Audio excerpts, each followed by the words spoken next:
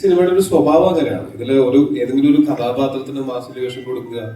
വേറെ നായക കഥാപാത്രം എന്ന് പറയുന്ന ഒരു കഥാപാത്രം, ഇമ്പോർട്ടന്റ് കഥാപാത്രങ്ങൾ കുറെ ഉണ്ട് ഈ സിനിമയിൽ. അതിൽ ഏതെങ്കിലും ഒരു കഥാപാത്രത്തിന് മാസ് വേഷം കൊടുക്കുക എന്നുള്ളതിനേക്കാളും ഈ കേസ് സോൾവ് ആയി വരുന്ന സമയത്തുണ്ടാവുന്ന ആ ഒരു എക്സൈറ്റ്മെന്റ് ആയിരുന്നു. അല്ലെങ്കിൽ ഒരു പ്രോപ്പർ ഈ ക്രൈം ഇൻവെസ്റ്റിഗേഷൻ പ്രൊസീജിയർ ഏകദേശമൊക്കെ ഈ സിനിമയിലൂടെ ആൾക്കാർക്ക് ഈ രണ്ട് കേസുകളുടെ വഴി കുറച്ചൊക്കെ മനസ്സിലാവുന്നുണ്ടോ ശരിക്കും പോലീസിൽ എങ്ങനെയാണ് അതിന്റെ പ്രൊസീജിയർ നടക്കുന്നത് എന്നുള്ള പോലെ. അപ്പോ ആ ഒരു ഏരിയ, അതിലെ ഡീറ്റെയിലിംഗ് ആണ് എനിക്ക് കൂടുതലായിട്ട് ഇഷ്ടപ്പെട്ടത്. ബാക്കി ഇതിനകത്തുള്ള എന്റെ കഥാപാത്രം ഉൾപ്പെടെയുള്ള മറ്റു കഥാപാത്രങ്ങളാണെങ്കിൽ ഈ കേസിനെയാണ് സപ്പോർട്ട് ചെയ്യുന്നത്. അപ്പൊ ഈ കേസാണ് ഇതിലെ നായകൻ, അല്ലെങ്കിൽ അതിന്റെ സൊല്യൂഷൻ എന്താണോ, ആ ക്രൈം ഇൻവെസ്റ്റിഗേഷൻ എന്താണോ, അതാണ് ഇതിലെ നായകൻ. ബാക്കി നമ്മളെല്ലാവരും ഇതിൽ സപ്പോർട്ടിംഗ് ആയിട്ട് ഞാൻ ഉൾപ്പെടെ. അപ്പൊ അതിൽ ഇമ്പോർട്ടൻസ് അവിടെ നിന്ന് വേറെ എവിടെയും പോകണ്ട എന്നുള്ള ആലോചന ആദ്യമേ ഉണ്ടായിരുന്നു. എനിക്കത് ഭയങ്കര ഇഷ്ടപ്പെട്ടിരുന്നതാണ്.